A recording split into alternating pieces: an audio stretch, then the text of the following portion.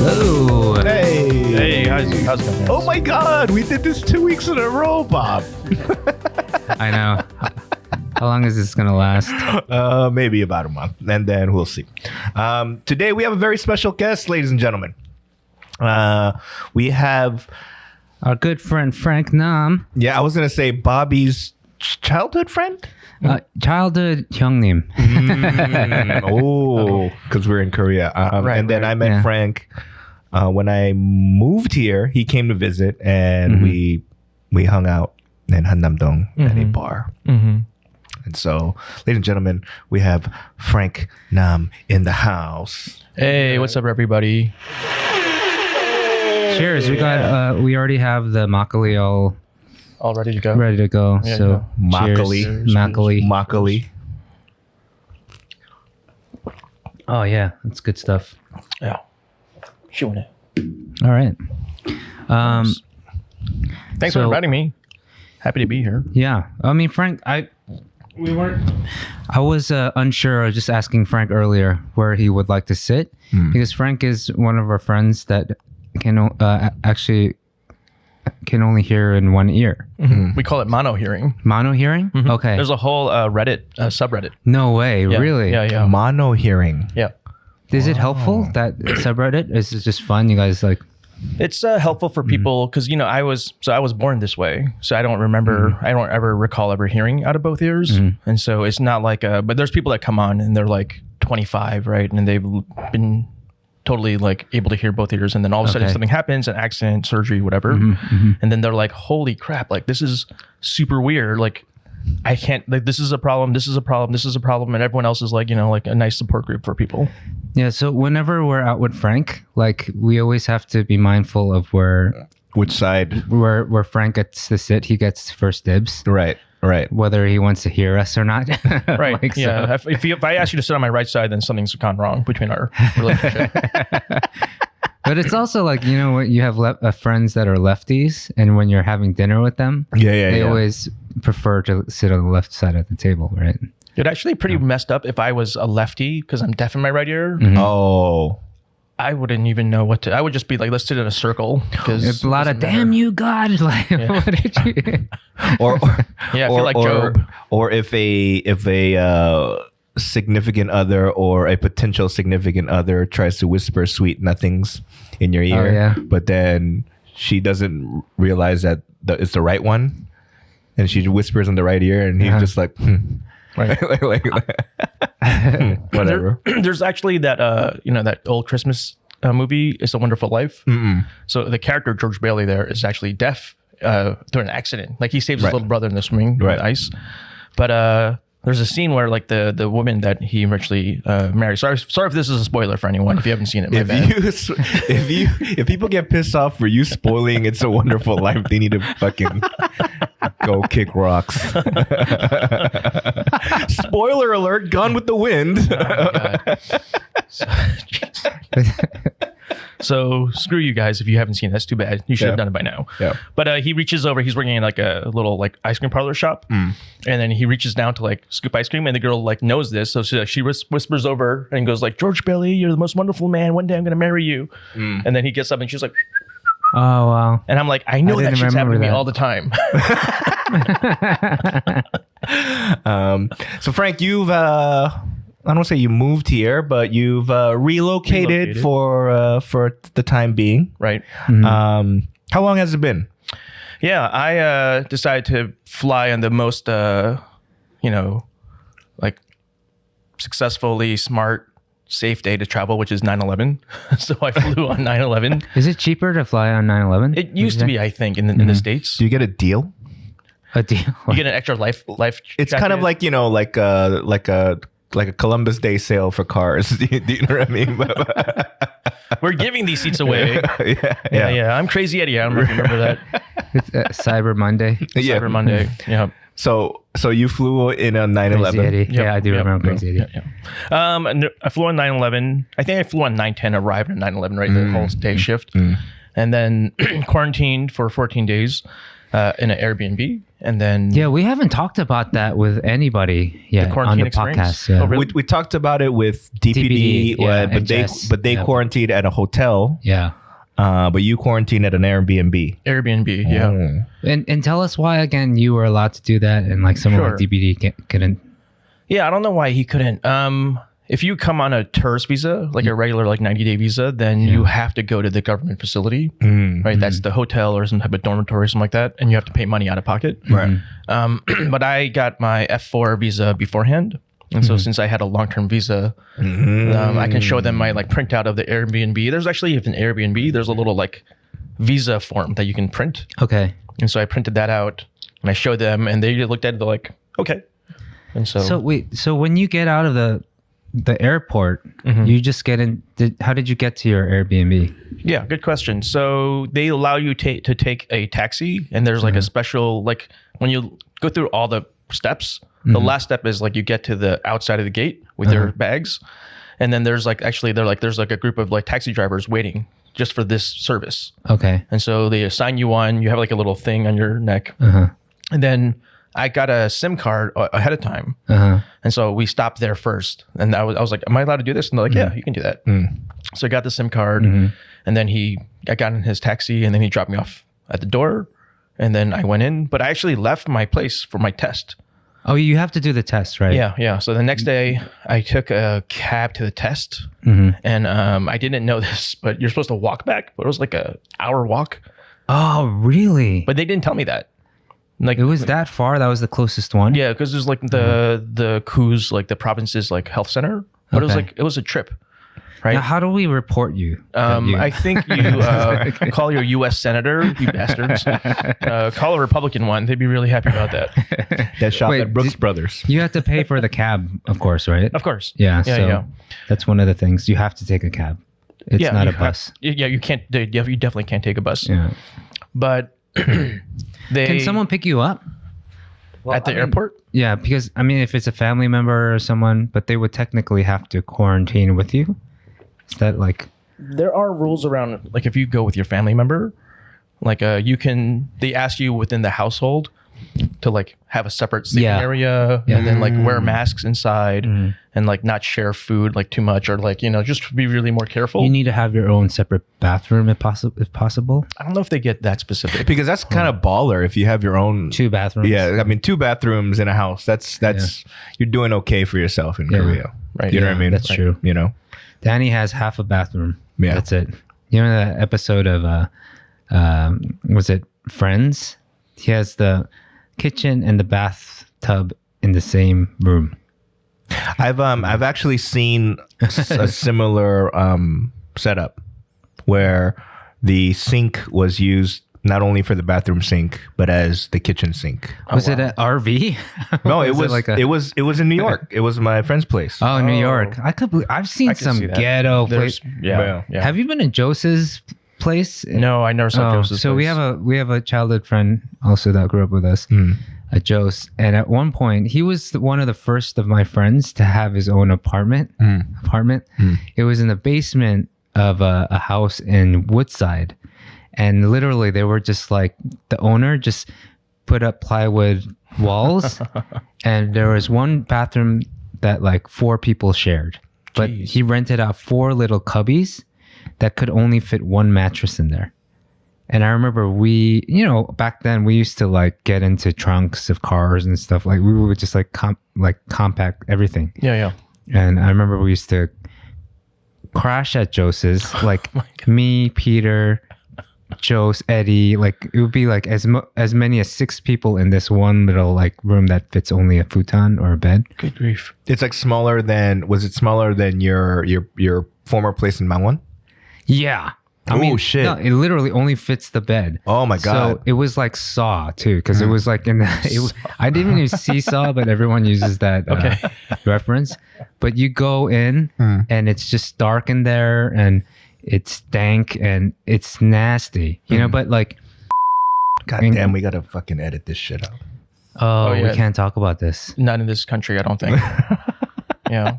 Actually, we're reporting this episode is actually reported from... Damn it. I don't want to edit. the island of never mind. I don't know. You absent-minded fuck. Oh yeah, we can't talk about that. Yeah. I mean, you can but just You ain't gonna make it. Okay. So there was this place. It was really dank, and I'm moving on. Yeah. Well, we had to edit. We had to edit a part of it because I said something. because Bobby's a fucking idiot.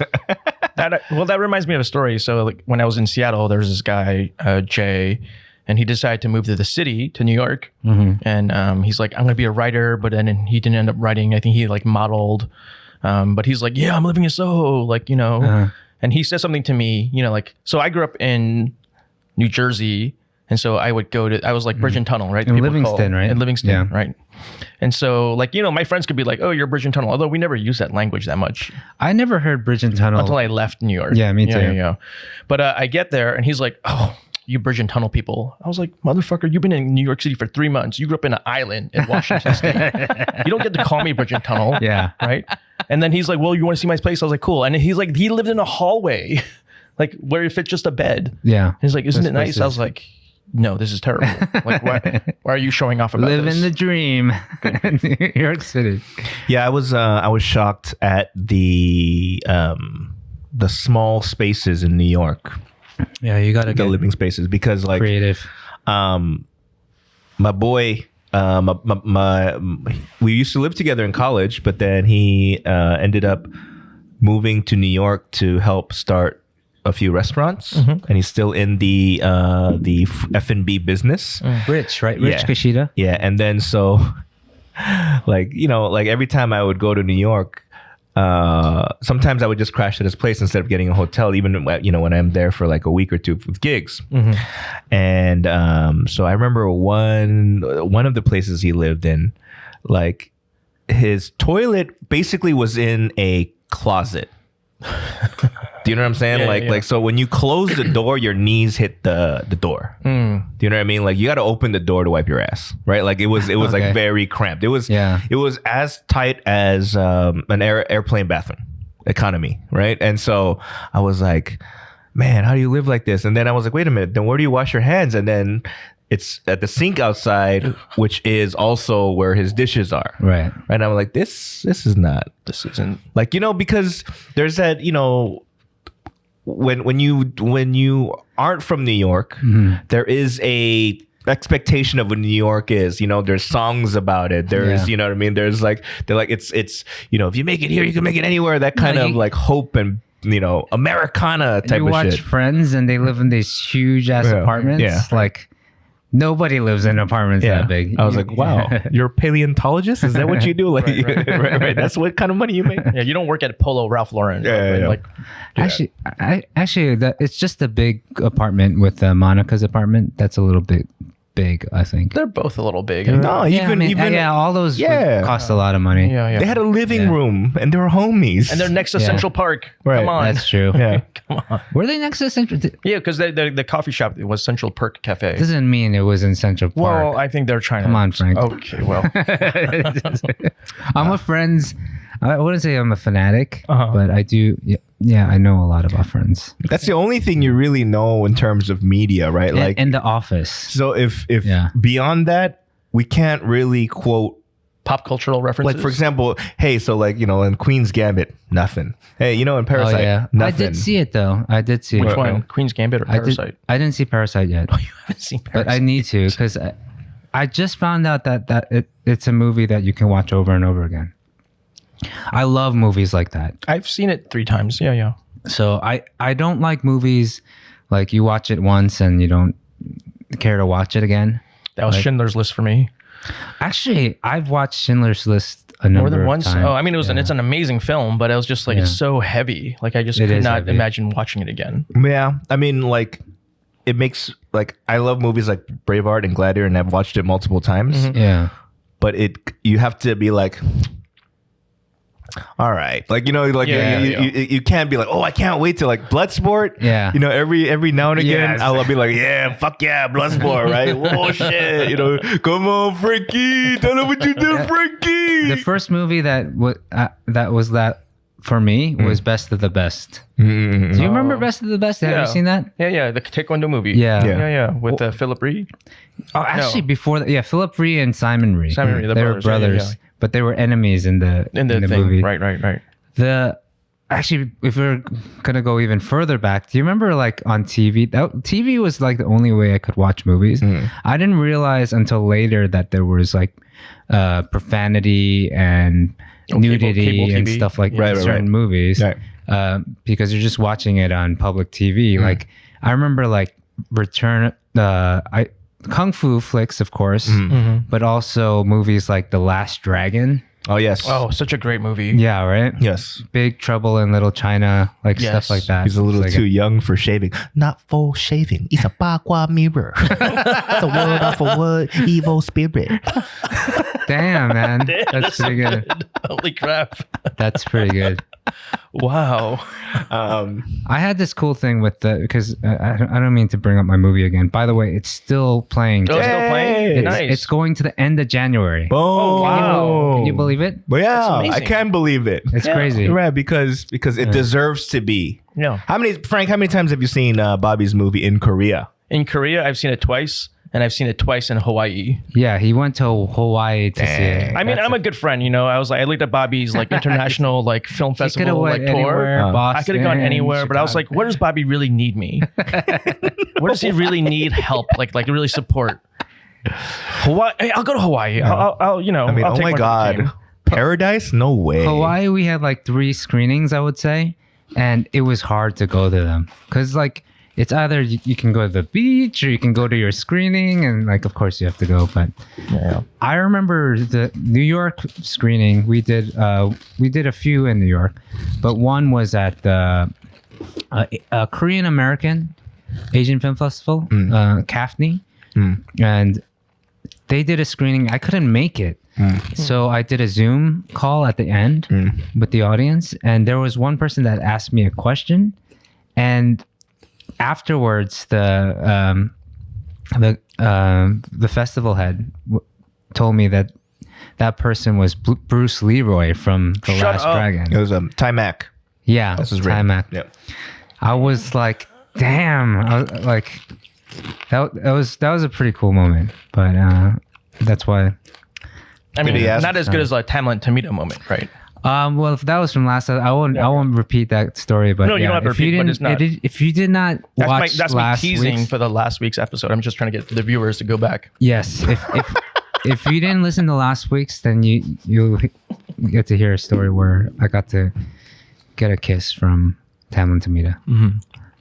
Oh I'm my sure your gosh. wife is really excited about hearing you bring that up again. I don't think she listened to it. Okay. I should tell her one of these days. I don't think I told her. Does she even know who Tamlin Tomita is? But it wasn't even like a romantic kiss, was it? It was kind of like no, it was just a peck on the lip. yeah, it was kind of like, is this French? I don't know what move this is, but culturally, yeah. you know how friends can kiss on the lips, like Yeah. it's kind of Yeah. culturally. Like, I have it's acceptable. I have 0 friends that I kiss on the lips. I've done that. I've done that. with some friends. Yeah. But it's Against their will, but still. No, oh my god. Just kidding. Oh my god. Terrible. Yeah. In a very friendly Yeah. way, like Yeah, absolutely. New Year's Eve. You know, you see it. Yeah, I don't know. Oh my God, the calendar changed. Mwah. Really? Yeah. Yeah. Really? Yeah. Maybe is it and they were Korean American or of Asian descent, or were they No, white people? Korean also Korean. Really? Both. Yeah. Yeah. Really? Sure. Why not? It's like an act of intimacy, of course, but it can still be like a way to show, you know, how close you are with a friend and how much, but not in a romantic way. But of the opposite sex, obviously, right? Of the opposite sex. Yeah. Okay. Yeah. Got it. Except with my dad, a couple of times I remember him giving me a peck on the lips As a little kid. as a kid. Yeah. Okay, so with Benji, Yeah. up until what age will you go apapopo? I mean, I don't know. That's hard to say. But he does give me a kiss on the lips every now and then. Yeah, but I mean, up to what age where you're like, all right, dude, I think. Yeah, we're done. I think we shouldn't do this anymore. We're out in public. I think it's fine. Actually, now that you ask it, I'm thinking about it. I think high school. I think it's fine. Apapopo, high school. Yeah, until. Yeah, man, why not? that is a stuffing in a locker. That's in front of his friends. That's a wedgie. That is bullyable actions. Do people do that stuff nowadays? I feel like they just cyberbully each other now in school. Yeah, I think maybe past high school, maybe the tradition might die out. But on my dying bed, if he doesn't kiss me, I'm gonna. That's sad. Maybe on the forehead, but right. imagine on your deathbed, you're like, You're right. I'm thinking the shit out of you. No, but I'm also thinking like I'll pillow stuff you. No, like between a mom and a son, I think it's fine. Like on a deathbed. Oh man, we're getting real. But it's interesting is because there was a point where my mom knew that I was too old to be treated like that. So like whether it's like getting like a peck on the lips or like holding hands. Yeah. Like I don't hold my mom's hands anymore. I feel bad. I mean now when she comes to visit, she hasn't in a while, but now it's that kind of moment. But there was a point in my life where my mom told me that it hurt her heart. Like it really. Not offended her. She was really sad that there was a turn in our relationship. Oh, man, why does that make me want to cry? That's like, especially if it's meant something to her. Like, and I think we as children of our parents, there has to been a line that where we change. Where we're like, okay. Like that's not cool no more. We can't do that. But do you think that was you that said that, or somehow gave her that information? It was me. From you, yeah. I would say the same thing for me. Yeah. So, but because both Frank and I don't have kids, right? So you that you know of, yeah. So now you, Bob, have a kid. Like your Instagram, just you love this kid. Oh, and you should. Yeah. But I feel like there's going to be a point when he's going to do something that's not his fault, but he's like, Dad, this is not cool no more. Right. And you're going to have the sense to be like, oh yeah. We talked about this in a podcast once. Yeah. This is the moment. Yeah. For me, this is when I broke my mother's heart for the first time. Okay. Right. The first time. Right. So I we're gonna go through all of them, by the way. Oh boy. So you know how ready. all whatever a few listeners know that backstory. I was the only Asian kid growing up in East LA or whatever, right? So at school I was playing with the kids after school, right? Like whatever kickball or whatever, and then my mom. She came to pick me up and she came into school grounds, but she was wearing like, the how Korean ajumas wear when they make kimchi, that kind of like floral print, but that shit elastic. There's no pockets. It goes all the way up to your, like the right up beneath the chest. Beneath the titties, like that. Yep. She was rocking that, and just she looked, in my opinion, at the time. She was embarrassing, right? At the moment, right? And she's like, "Oh, Tenya, pali wa, Tenya," right? And so like I pretended that she was not my mother. Your mom. Oh, yeah. Damn. Right? Now here's the thing though, which is fucked up. Now look, man, I'm not saying I'm proud of it, but I know kids, all kids are. But the stupid thing is, again, I'm the only Asian kid in this class, right? Yeah, in the school. Yeah, they're like, oh, that's so it's like, hey, Sleepy, it's your mom, fool, right? But then I'm like, that's not my mom. What are you talking about? She's the only Asian. What are you like how are you trying to be fucking camouflage, you dumbass, right? like and I remember when I ignored her, and then my mom years later, like we're talking like I became a full-time adult and whatever, and she brings this up. Oh, she remembers. She remembers. She's like, when you fucking broke my heart, man. Wow. 그날 네가 했을 때, and I was like, oh shit. Damn. So when did she bring it? Were you having a drink together? Or she doesn't drink, so it was just me getting buzzed. Well, my dad drinks, so me and my father were getting buzzed. She brings it up. Sober as shit. So a part of me, and a part of me thinks that to different degrees, we've all done that, and will do that to our parents. Yeah, and you will face that eventually. We're just trying to get you ready for that moment. I never thought of it that way, but yeah. There's gonna be something where it your mom, or your parents will be like, my motherfucker, it's done. I mean, he does that in little ways every day. Like every day. Damn, you're gonna have a really rough time when he gets to his teens. If this is happening now. Even today, I put up an Instagram story, and I'm like saying bye to him before I'm going to work, and I have the camera on both of us, and I'm like, okay, bye, say bye, or and I'm like, apa popo. I was like, okay, no popo, okay. And then you ended it super abruptly. It's like, okay, fine. And then you I was like, damn, Bobby got real mad about that. He's just like playing with my buttons. Oh, I'm just like, damn kid, I'm right. Like, give your papa a popo. That's the name of your new next album. Give Appa a popo, the next song. But you know what I realized with this kid? I mean, kids are stupid. Like there's I'm just kidding. I'm just trying to be change the subject. I know. I was like, all of a sudden you're Louis C.K. All of a sudden, minus the controversy. Oh man. Hopefully.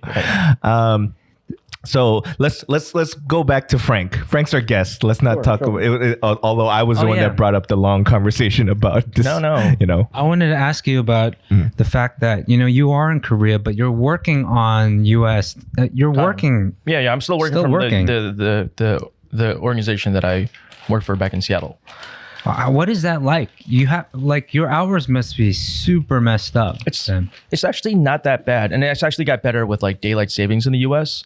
Oh yeah, you get so it brings you closer to where you want to be. Time. Yeah. Okay. So when I got to Korea in September, the difference, what you would do is you take the West Coast time, you add 4 hours, and then you switch the AM PM. And so a 1 o'clock in the afternoon meeting would be that's like asking someone how old they are in Korea. Oh no, that seems much harder to do.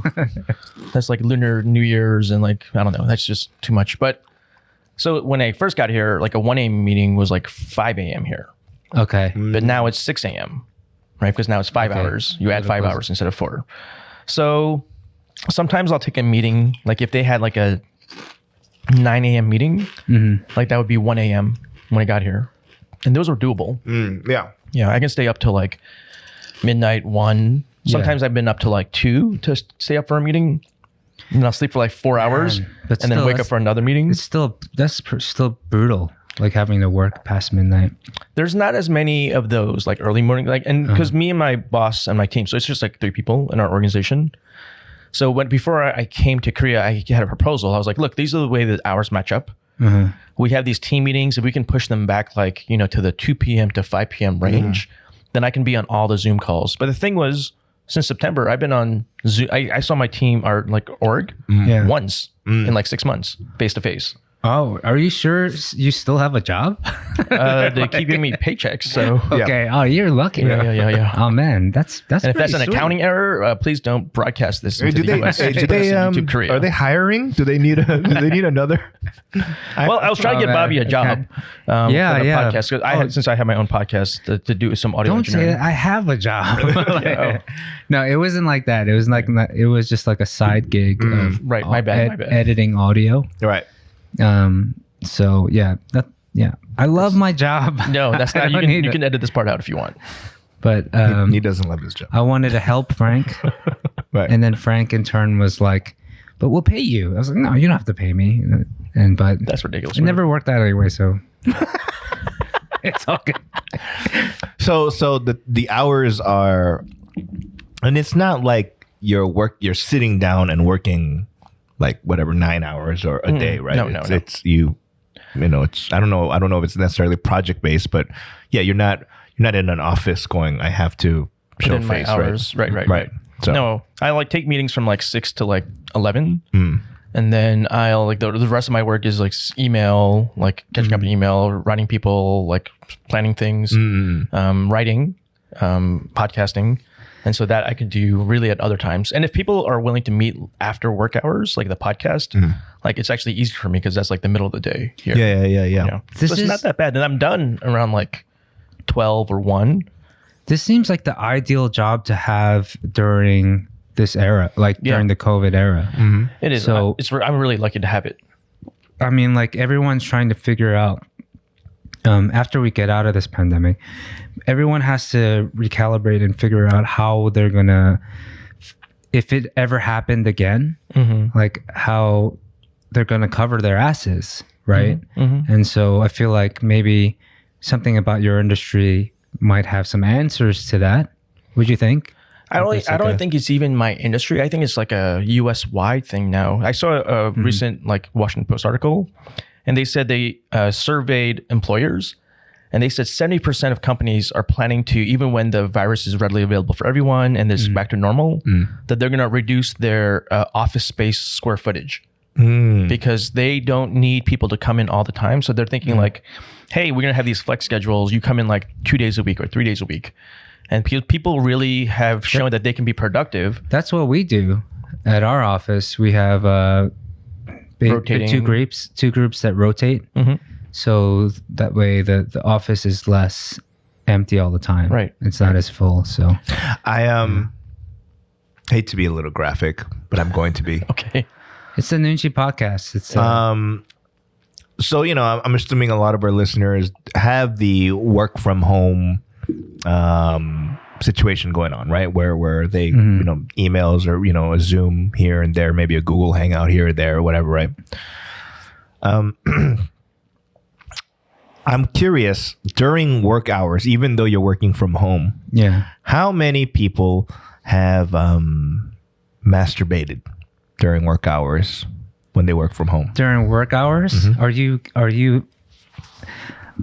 volunteering your? Yeah, because experience? I'm assuming there are animals like me. Oh God! You know what I'm saying? I'm sorry, I asked. I mean, I didn't do it during a meeting. Okay, that's what my question was. I was like, are you asking people are doing it during the Zoom meeting? Okay. They're home and it's their comfort zone, right? You know, their PJs. But yeah, that's what I mean. So like, I'm curious for all 10 people that listen to our podcast, how many of you during the work from home environment have diddled yourself? No, I would guess that number is high. Probably. I think it's a shockingly high number. I would like to guess. I'm guessing in the day of analytics and all that. Like somewhere like those porn sites, they can give you the answer. Like if their viewership has gone up during work hours, there's your answer, right? Right. Like so. Right. And it goes down during things like the Super Bowl back home. Oh yeah. Okay. Yeah. Right. Yeah, because there's a lot of money on the line. The Super Bowl is huge. Yeah. That I think it beats horniness. But I just thought it was a very interesting thought. I was like, you would normally, like, even if you went to your bathroom at work at the office, you're not going to jeopardize possibly getting caught. Do you see how Danny comes up with his material? Yeah. You can see that's a great thing of comics is that like they're national treasures because they are thinking about things beyond the realm of the way we like construct stuff. See? Yeah, it's your livelihood, right? You have to actually look at it. As I was working from home and jacking up, I was like, I can't be the only one that has done this. Right. Man, you're not invited to any more Zoom call meetings, Danny, by the way. It's like, no, you have to be, we want a full length thing of you. We just want to make sure that nothing's happening below camera, buddy. Yeah. But working from home, it's such an interesting thing because I feel like, you would be less efficient working from home. I thought that too. But then I realized it's a case by case situation because some people want to just get that shit out the way. Yeah. Get whatever they need to get done immediately out the way so that they could have more free time from working from home. I don't think, at least for me, I've only worked from home 1.5 days. I've always had to come in for some sort of production thing, but... Are you saying per week or total? Total. Oh, wow. No. Yeah. I mean, everyone else in our team they is do doing the weekly. AB like every other day thing, but for some reason or not, like December was pretty sparse in terms of attendance because a lot of people have days to take off. And so the day that I did work from home, I feel like I was more productive. That's what a lot of people say. Because for one thing, I noticed when I'm here, I actually had to change where I sit because of this. Is because when you're physically there, people will often, and I do this to other people too, they will often just walk up to you and ask you first. So you have to give them an answer right there. And they kind of it could derail like your productivity, what you're working on. Yeah. They say it takes like something like 20 minutes. When you get interrupted by someone at work, it takes about 20 minutes for you to actually get back into the flow of things. Wow, that explains so much because I usually stay at work a lot longer than when you're working from here. Yeah, but if 20 minutes is how long it takes to warm your engine before you start driving, Bobby's engine's a little older, so it takes a lot longer for him. You can't make the Bobby old jokes here because I'm here now. I was just gonna say that's why we had you on, Frank. I've seen this podcast and I was like, oh, Danny makes fun of Bobby's older. Yeah, that's wait a minute. We gotta pay it upward. It's I don't think Bobby's it's a necessarily how long he's been on the planet situation. I think it's more of how he's wired situation. I see. You know what I mean? Okay, Yeah. I heard it. Yeah. I'm not offended anymore. Because Frank seems sharp. Frank's boom, boom, boom. Frank is a sharp, very bright guy. Yeah. Thanks, like guys. I've always, you used to teach SAT.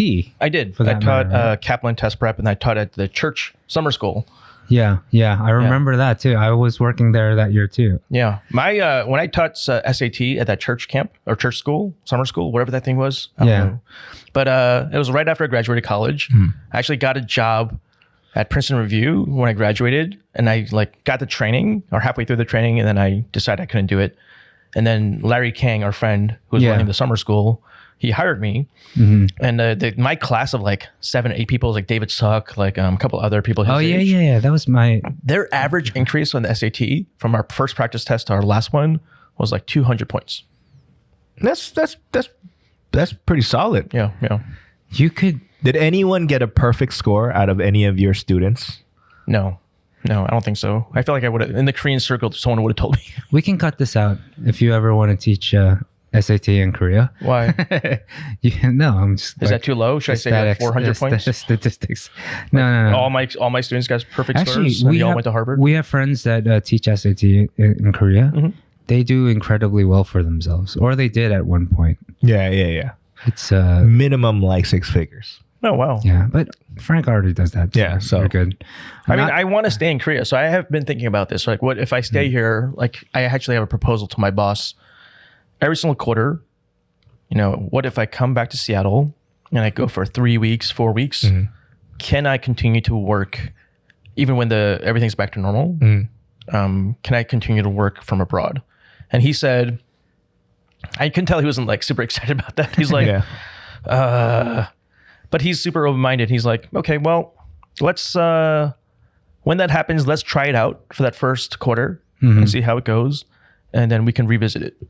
So that's amazing. If I can do that, if I can go back, and I told him I would pay for the flights 4 times a year on my own. I have a buddy that has an extra bedroom in Seattle. I can just like stay with him.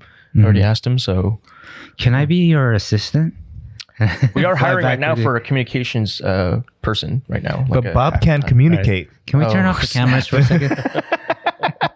Bob can't communicate. We're going to go to negotiation. Bob looks like his CD scratch. You understand? Like he sounds like. Wow. My minor was in communications. So.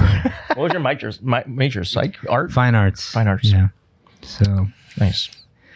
Yeah, man. Like I maybe I'm not the right way to go, but No, I think we're gonna probably go with I someone back am in a Seattle. podcast host. You are. Dude. But I don't think my boss is gonna be really excited about like us hiring another person that lives in another country again. I'm just kidding. I just don't see that being as a non-starter. Saying that you're a podcast host is like saying, I know how to boil water. Everyone has a podcast Not now exactly. back That's home. true. That's true. Everyone as a host, That's true. everyone.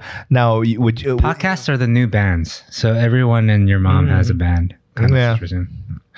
I would say podcasts are the new like Zanga page.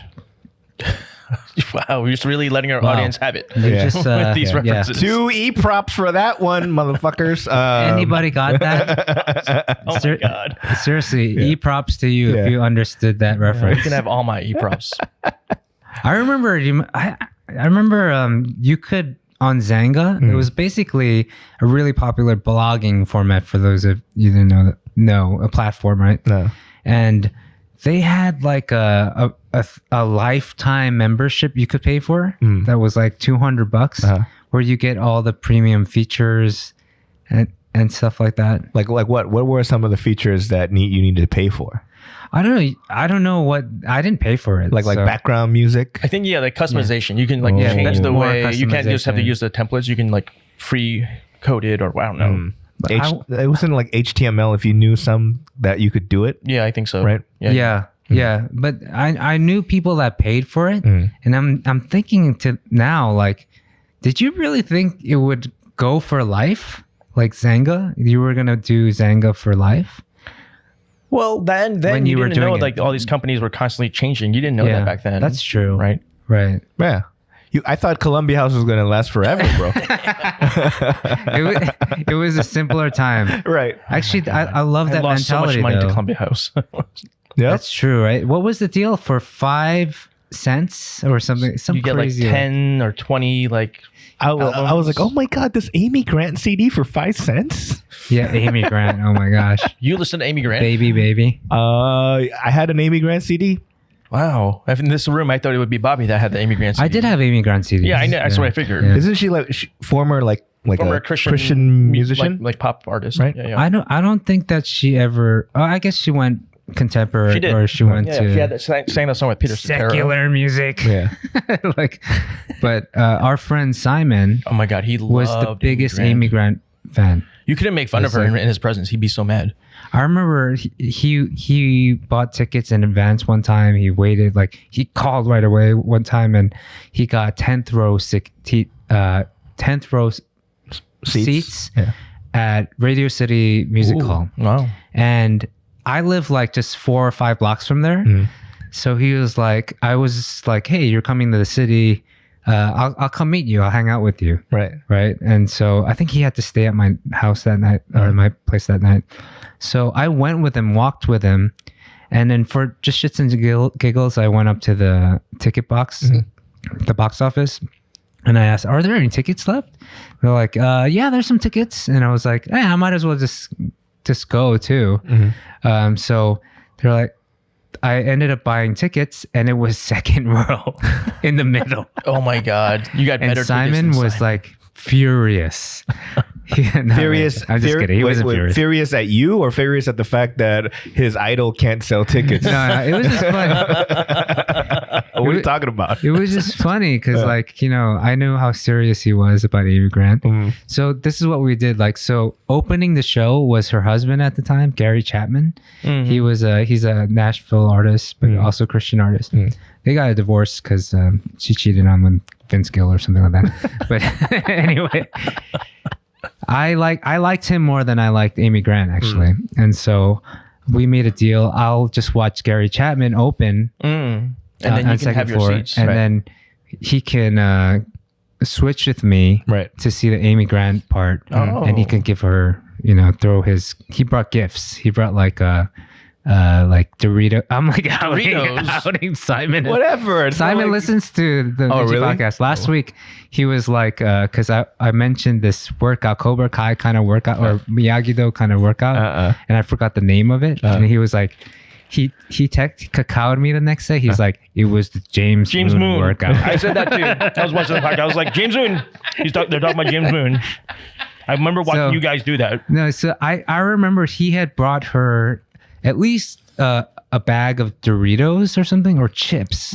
Because is it a known fact that that's our favorite types of chips, or what? At the time, like the only way you knew about your favorite artist was through magazine interviews and stuff like that. And she had said something like, before shows or during shows, she'll eat greasy foods like chips or pizza or something like that, and that kind of coats your throat and makes you sing better. Right. And so actually, he wasn't the only one that brought chips. Like a lot of people threw like a bunch of chips on the. I was just like, "Why these freaking losers?" I'm just kidding. I'm kidding, Simon. So, but I got that idea of the pizza. Like that's why for a long time, at least in Hongdae, when I've done lots of shows in Hongdae, I would always go to the same pizza spot to get pizza before a show, and it never did anything for me. But maybe it has. Maybe.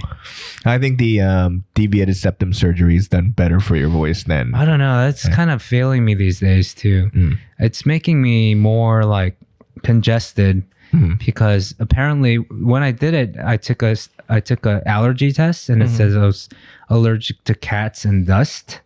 Like I guess who's not allergic to dust, right? But especially in Korea with the fine dust. Yeah, so I'm blowing my nose even more than I did before. So I'm not happy with that. Although I can like breathe through my nose. How about sleeping? Easily. Are you sleeping better still? But I not only because we sleep with the baby in the room. Yeah. So I wake up every time he wakes up. Speaking of blowing your nose, did you know it is a faux pas to blow your nose at a restaurant in Korea? You're not supposed to blow your nose in a restaurant. It's in like Korea. super like rude, and I did not know just that. there, like just in public. Like, yeah. My wife actually, after being together for 9 years, she finally told me like 2 weeks ago. Yeah. Because I did this in front of my parents at the kitchen table. Yeah. And my in-laws looked at me weird, apparently. Yeah. And I just didn't realize. I blew my nose while we were having dinner. Yeah. And she pulled me aside after. She's like, "Hey, don't do that." Yeah. Those are like, random things that Americans probably don't know that is considered rude in Korea. Right. Because I want to tell Frank that not because he blew his nose in front of me or whatever, but it's because now I'm thinking, did I? Yeah, no, because those are little moves that I would doubt many people knew unless someone told them. I mean, to be honest, as I watched this podcast before I came to Korea, it was almost kind of like homework for me, right? Like not just because you guys were. Anyways, I'll stop there. But it was really good for me to just like listen to you talk about the place I was going to go visit and live in for like a long term, because I learned a lot of things. All right, tourism board. Yes. Yeah. But yeah, for those that are like, that's a move that I don't think many people will tell you that it's bad. It's kind of like elbows on a table in America where you don't understand why it's rude, but it is. You know what I mean? Right. That's the kind of little differences that you're not supposed to do. Right. That's useful. Like that's a good segue into like what we wanted to also talk to you about, like just being in Korea and the differences, and more specifically dating. Right. We want to bring up the fact that you're single and that you're free. Free. And you've been mingling. I've been mingling. Yes. Absolutely. Yeah. But we have some fans that might be interested in getting your number. So for those of you, his number is 010. I'm not gonna say my number. Okay. On the thing. They can reach out to you if you want. Dating in Korea, and so I've been coming to Korea. My parents split in high school, so I've been back at least once a year, sometimes twice a year since 2014. And so I would go on the apps like. I think some of my uncles and aunties would try like sogeting, but that never really. Actually, I never met anyone that way. Sogeting. That's the setting a blind date. The blind date. Right. But it's normally it's not random people. It's like people. No, it's like your coworker, your friend is like has like a for the people that don't that they know. Yeah, it's like it's like an acquaintance. Yeah. It's setting up like a blind date of two people that you know that you think are gonna Yeah, or that are both single, and being single is kind of frowned upon in Korea. I really feel like less matchmaking, but it's more like hurry up and get it over with. Because if you're single for a long time, they look at you like if you're single, they look at you kind of like there's something wrong with you. You know what I mean? And so everything's geared in Korea. Not everything, but a lot of things are geared for couple shit. Even though that the birth rate's mad low, right? Like mannequins are couple tees and couple this, and everyone's you can love each other, but you don't really love each other unless you have matching National Geographic but fucking long padded jackets, right? Goose down. Like you have to it's something. There's some weird feeling that like they make you feel like something's wrong with you if you don't, if you're not in a relationship. And so 소개팅, and you said like you've tried a lot of the online dating apps. Yeah, Korean ones, like Western ones. They both work here. Yeah. Well, the Western ones all work here, but then you get a very specific group of people. Is there Do you both use the Korean ones too? I don't have a Korean specific one. But it's a Korean one. It's the one called Glam. GLAM. But there's a few. There's one called Amanda or something like that. I've heard that one. Where you can't sign up immediately. You have to apply, and not only then one of the application processes is you have to put your profile picture, and then you will get rated like your appearance. Whoa! Appearance-wise, and you have to hot or not. Yeah. Hot or not. Yeah, and you have to cross a certain threshold. For you to be a member. So it's not like Match.com at all. Then it's not open to everyone. It's just not necessarily. Because I haven't tried because I know I'm gonna fail.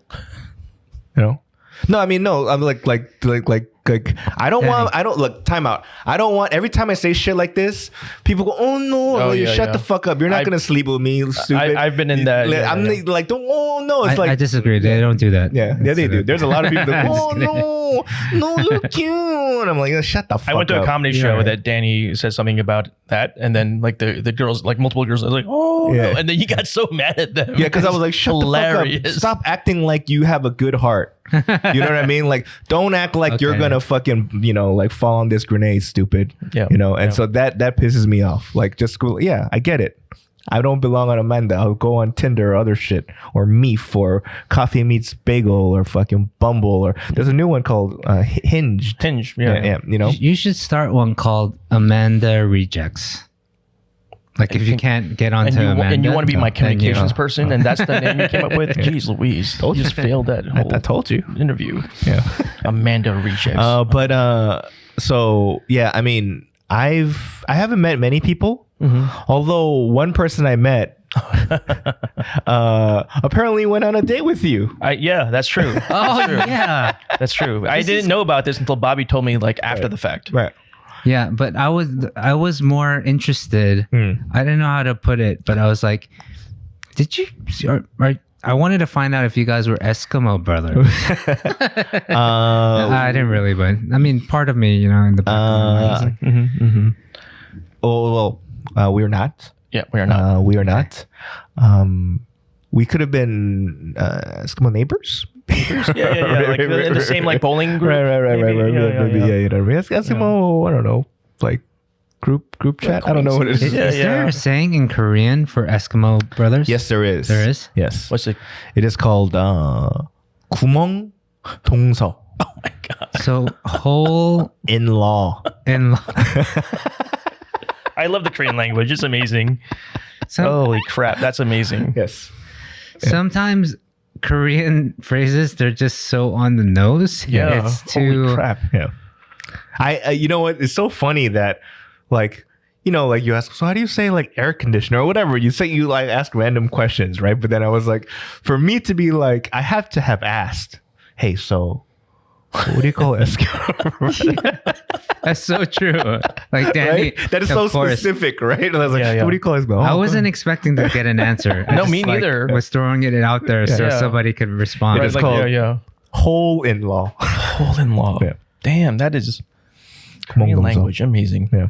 Amazing. Danny's a sponge too. Like I probably asked that question in the past, but I've told Danny this before, but like I don't retain knowledge that I don't think that I really need. So I'll probably forget that. I think 구멍동서 is a very important term, though. I think I will remember that term for the rest of my life. I think I've already forgot it. Kumong something. Yeah. So, but we are not whole. We are in-laws. not. We're not. I just went on. I think That's maybe the name one of our. 2 dates. That's the name of this episode, by the way. Whole in-law. No, we should have T-shirts. New band name, I call it. Whole Yeah. Oh my god. I'm with my whole in-law.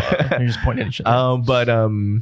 No, we just went on maybe like 2 dates at most. But we met. I brought Bobby along to meet for coffee. Right. During a date, and so we met. That must have been like 20, like 15, don't say 20 years ago. 16.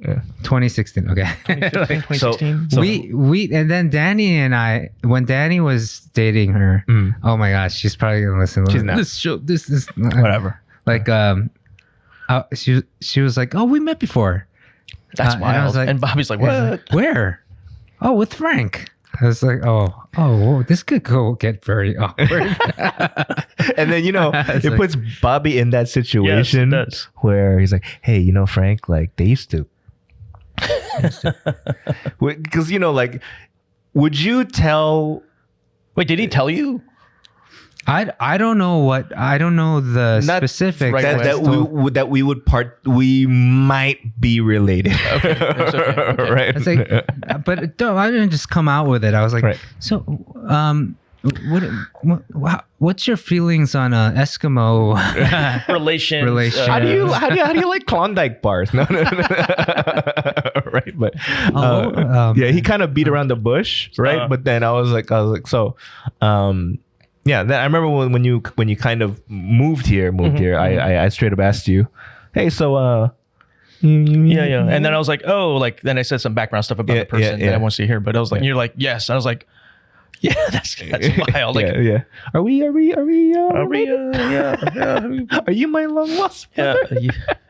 I thought I only had one brother, but I guess not. No, we are not. We're not related. We're just we live in the same block. Yes. Yeah. That's all. We're neighborhood homies. I was hanging out with some tongsengs recently, and they were asking me.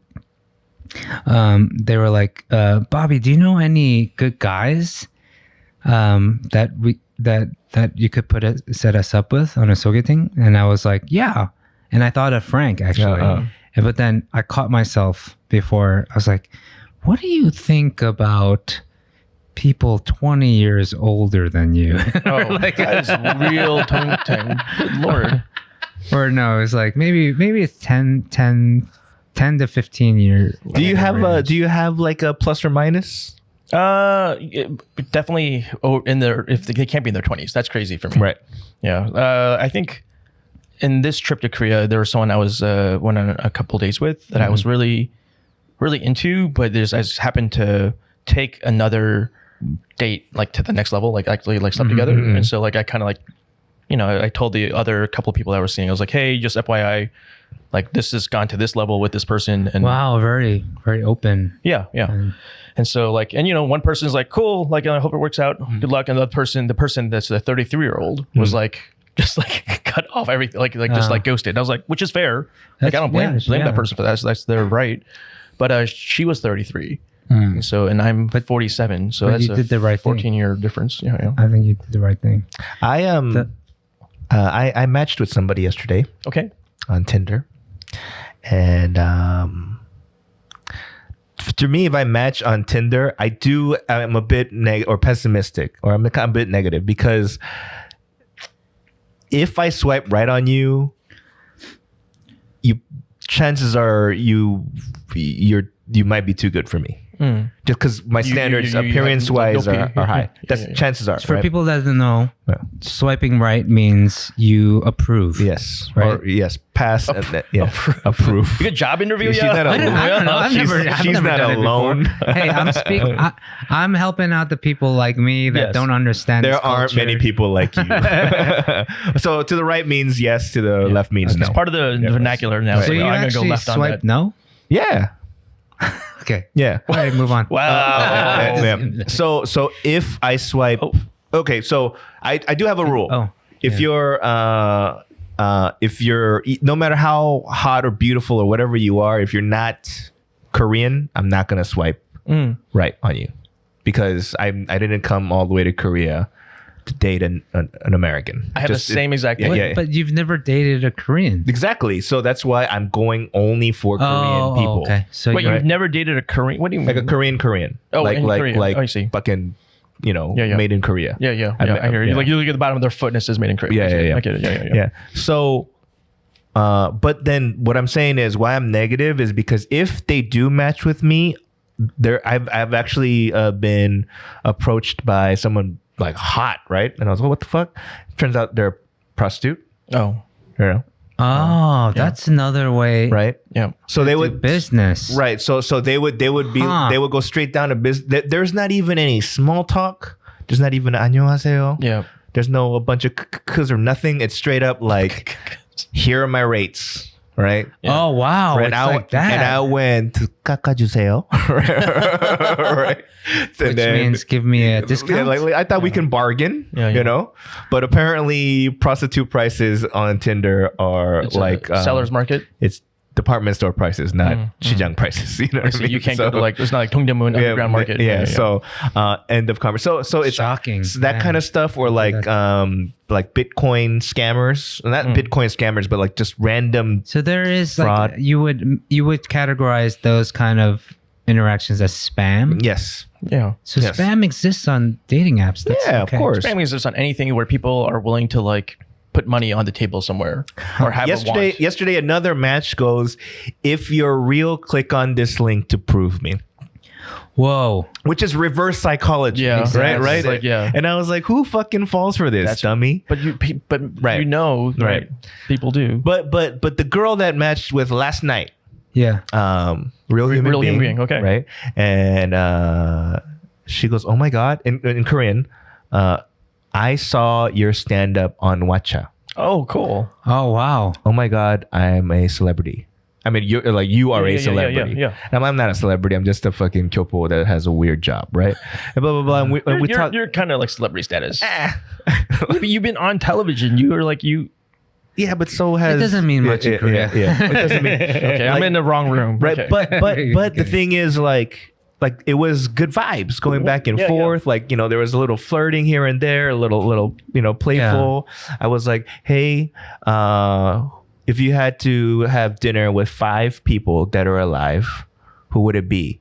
And wait. Since it's Corona times, you only can bring 3 because the max is 4, right? Max is way to keep people think of remember. Right, just because you and the witty banter. Yeah, so I'll say that, and she's like, oh, Michael Jackson, some Korean actor, and my halmoni, right? Okay. Right, and I was like, oh, that's cool. Okay. And then she's like, what about you? And I was like, well, my halmoni too, because I miss her kalbichim, right? Oh, I love kalbichim. And Dave Chappelle. Nice. Right. And you. Right. And she's like, oh, right. And it's like, and she goes, why me? And I was like, because why not? And we were just like, it was kind of just cute, regular banter, right? Little flirty, cute. Yeah. And then it was going great until she goes, hey, I got to tell you something. Oh, like, that's a good sign. And I go, what's up? And I was like, oh, I'm ready for it. I was like, we're like, my defenses are up now. Shields up. What up? And then she goes, I'm married and I have a 10-year-old kid. And I go, oh, so why are you on this? And she goes, well, her cousin works at Tinder. And Tinder apparently is trying to change their image in Korea. To not just be a dating / hookup site, right, but rather be like a career matching service. So they want to be in between like LinkedIn and Facebook, like right in the middle. I see. You know what I mean? Like they want to. So she was beta testing this. She was idea. beta testing this idea, which which doesn't fucking make sense to me, right? And then I go, and then she goes, I normally just don't talk to anybody, but seeing you, like I was so excited because I'm a big fan of your work. And I was like, oh. And she's like, I hope like, if you don't mind, I still want to get to know you, And I go, look, for me, obviously, there's a big goal of wanting to date, meet people, whatever. But like, in more of the not platonic way. Yeah, I mean, there's that aspirations, right? Yeah. But me, if she goes, yo, I'm a fan of yours. Like, yeah, bitch, I can't. No, I'm cool. Like, I can't be that person. You know what I mean? Especially when I don't have many female fans. You know what I mean? So I was like, oh yeah, like, I mean, when the shows are back on, you should bring your husband, and see the show. I'm kind of glad that that's how that conversation went, because I mean, I feel bad for you that you wasted your time because you weren't into it. Yeah, but like that people are using things like Tinder to basically for infidelity and all that stuff. I mean, you can. I'm sure there are those situations of like there's like I've seen profiles where I'm married, but you don't see their face, right? But you see like them in lingerie, a body shot, like I'm married, but he doesn't have to know, like that kind of. Like I'll send you pictures if we match. Right, that kind of stuff. So there's a bunch of that stuff, Although when I see Frank, speaking of, you see Frank on Tinder? No. Oh, I only see what I want to see. So that makes sense. right. Yeah. But we're just friends on the neighborhood block. But talking about getting my hopes up high. Well, can you be friends with other? No, you can't. No. This isn't that social media. Yeah. No. So again, speaking of getting my hopes up high and having them kind of crashing down, one of the last times I saw Frank, it happened where Frank came to a show with somebody he met, right? And so after the show, like there was only like 4 people in the audience. It was a rough night. But afterwards, like, I was glad that they came out. So like we had some food afterwards. It was fun times. It was just 3 of us and we're just drinking, fucking having a good time. As we're about to leave, I realized I left my phone at the venue. Yeah. Right. But at this point, it was like midnight. Venue's closed. No getting it back. I was like, you know what? I'll come tomorrow to get the phone because I'm going to come here anyway. Must have been a good night. Like if you forget, like a phone is something it's hard to forget unless you're having a good time. Yeah. So I believe you had a good time. I was like, oh shit. Yeah. It was, because we're closing at night. We're going to go get our taxi. Yeah. So I was, all right, guys, you guys go home, like, because in my mind, I'm like, oh, well, Frank still is not a resident here. So yeah, you guys go get it, right? I'm sure I can catch a cab here. I was outside for like 40 minutes. No cabs were passing by. It fucking drove. And I couldn't call one because my phone's no phone in the That's right. In the thing, right? Taxi, yeah. Nothing, right? So I'm like, God damn it. So like here I am just like waving, whatever. Like it's 1998. So I finally get in a cab. And the cab driver, kind of looks at me through the rearview mirror, and then, we just start talking. Ask me random questions. And for me, I practice my Korean. Right, you've heard that. You practice with cab drivers. By speaking with cab drivers, because it kind of I practice like my 존댓말, and just like little things like that, right? And, just talking, and then he wants to know about me or whatever. And then he goes, 사장님, 결혼했어요? And I was like, no, I'm not married. 몇 살이에요? I told him my age. Then he takes his phone off and he shows me on his his background photo, a picture of his daughter. He basically in Korean he's explaining, this is my daughter. And she lives with, me and my wife. Not even a distant relative. Right. Isn't married yet. Just right. It was like that, right? But I was like, but yo, why are you trying to hook me up with your fucking daughter? Would you like to be my son-in-law? Yeah. Right. And the picture was cute. She's cute. Yeah. And so I'm looking, I was like, hey, but I might be, you just met me. I might be. You said that, right? Yeah, I might be an asshole, right? Yeah. And he goes, I've been doing this taxi thing for a long time, and I could tell. And he goes, you were raised right, you have good morals, you respect elders. So my brain goes, to tell your mom. So like my brain goes, oh shit, like what if this kind of works out? It can be like a movie script, rom-com, like How I Met Your Mother type of you're absolutely situation, right? So I go, hey, my phone, I left it in the thing, and I was looking in my pocket and I had my business card. This, I was like, this is my business card, and he's like, she'll call you soon, right? And then so we get to my house, in front of my house, and this is where my former future father-in-law, I was like, oh, that's some shady shit.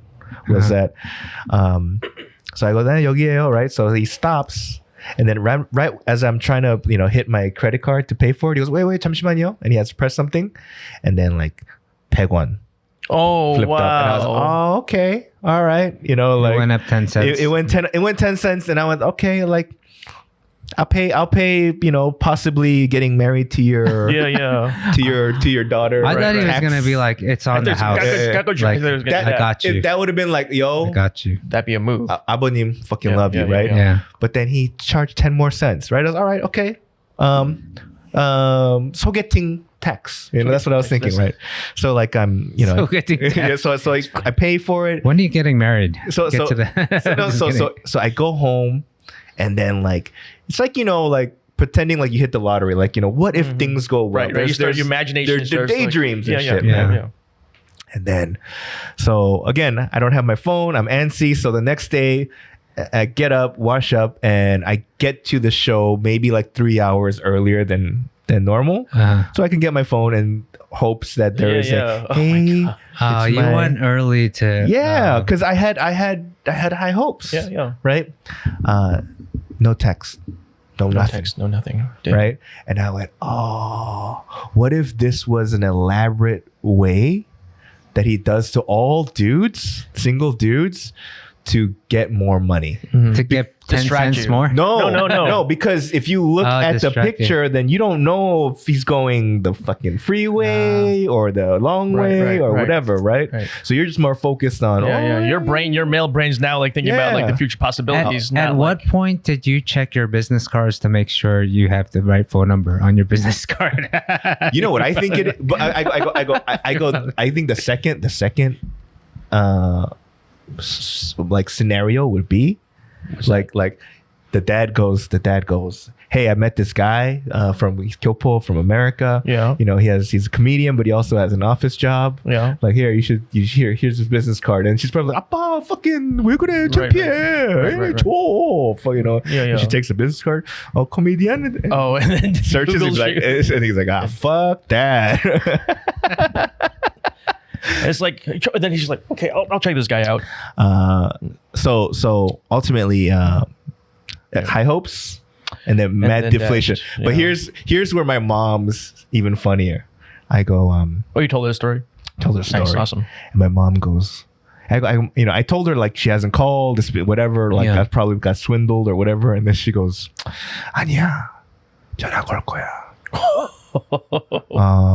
She goes, should I buy a hanbok?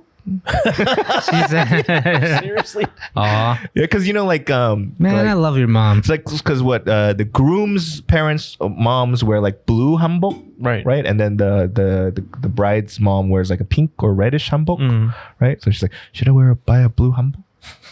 I was like, I think you're good, mom. Just drop them. Can you grab another makgeolli in there? Yeah, I got it. So Frank was there for my most recent, like, without not yesterday, I wasn't like way expecting much, but the total, like, the cab driver daughter story.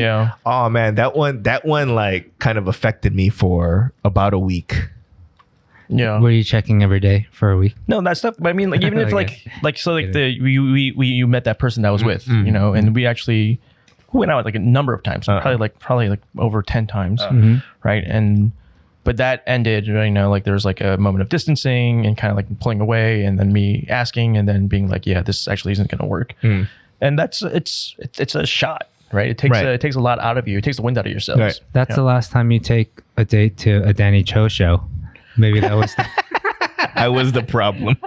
I don't think that was it. Actually, that show, I'm not trying to like, but like that show, like to that date, we had gone out like a number of times. But like as we're waiting in the train station, did we take the train that night? I think yes, so. You did. Yeah. I sent you up to the and like that first time, like that she actually like we actually like kind of embraced and like I had some like just physical like closeness, proximity, and so that actually like I thought that date was like actually really good for me. Yeah, I did a little assist. Come on, Bobby. They call me the John Stockton of relationships. I do a lot of assisting. I mean, Danny and I, we have this, and just like Karl Malone, I didn't win a championship, so thanks for that. Like a lot of people I know, like on from different parts of my life, they know me because I'm kind of like my personality changes based on the company I keep. Sure, it could be a problem, but like definitely when I'm around Danny, because like he brings the worst out in me, but it's also a thing I appreciate because sometimes I need that. I vent a lot when I'm with Danny. And I feel like he has to, or he'll blow up. Yeah, I think that's why I appreciate Danny so much in my life. That even though I feel like an asshole when I'm around him, like I feel like everyone has that in them. But you don't shoot those daggers out toward anybody. You shoot them toward me. Yeah. But I'm like, whatever. Fucking throw them at me. I don't care. It's because I know something's come. Like you and I, we shit on each other all the time. Yeah. And I only shit on you because you shit on me. Yeah. And I'm just like trying to, I'm preparing myself, or it's mental. Right. Mentally, just like I'm just. I can. I'm forgetting. I'm a little drunk now, but defense mechanism. Yes. And yeah, there's now another. We finished each other's sentences. No, it's cute. It's cute. I didn't want to. I can leave if y'all need me to. I can watch that rest of this episode at home. But when I'm with Frank, Frank and I have hung out together alone too. I'm not so much an asshole to Frank. I think you. I would have told you if you were. I was like, "What the fuck is wrong with you?" Why would you? Yeah. But Frank and I love hanging out with Frank. I mean, we've known each other for so long, right? We've actually like for some summers we lived together. I've crashed to this house a lot. Yep. Because I went through that homeless stage. Anyway, moving on. The whole thing is like when we get together, I love talking about the past. Reminiscing. When you're young, those stories like mean more to you for some reason. For sure. More than the recent stories like of 10 years right in the back. Oh, those are fun too. But when you reminisce about like your teens, or college years, it's a different thing. So I really appreciate that Frank lets me bring the past up a lot. No. I mean, that's a big thing, right? Because I left New York in 96, right? So a year after college. And so I remember our good friend that you all know, right? Pedro, like Peter. I remember like telling people like, I'm moving to Seattle. My friend Pablo is moving with me. Oh, yeah. And then Peter's like, it's like, Frank, like, be honest, you're not really leaving, right? Like after a year I've been living in Seattle, it's like you and Pablo got a house in Queens, right? You just didn't want to be friends with us, right? Like you don't want to hang out with us, right? I was like, no, we really moved to Seattle, you weirdo. I mean, you guys were the first ones to leave the East Coast. We had plenty of friends that went to school. Most kids in New York, but they stayed in the area. Yeah, they went to school in New York or they went to Boston. Yeah, right. But Jersey. Frank and Pablo were the first people that actually like completely deserted us. Like deserted. Honest time. All right, let's keep drinking. That's the way we kind of looked at it. Deserted us. Peter said that. Peter literally. Peter's like, Frank, you can't leave. I was like, why not? He's like, who am I going to talk to if you leave? Like, because I'm older than these guys, and back then that's a bigger difference. And so I was like, you can talk to, I don't know. And then he's like, what? Like Larry, Bumjun?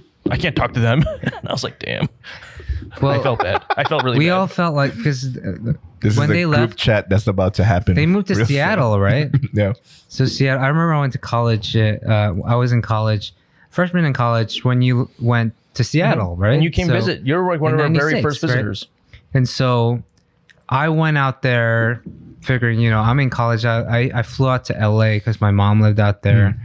And I got bored after a couple of days. I didn't know anyone in LA, you know? So I called Frank. Back then, you could do like Priceline and get tickets for like $20. Yep. Really? Yep. You know? So I got a round trip ticket from LA to Seattle. It was like something ridiculous, like $50. And so I flew up there, hung out with Frank, and I loved it. It was actually really nice. I remember going to there was like Gasworks Park or something. Pike Place Market. We went to like the Sleepless in Seattle spots. Summertime? It was summertime. Oh, yeah. dude. Because Seattle during the summer is amazing. I would not live anywhere else if I had a choice. It's for fucking summer. amazing. It was amazing. Wow.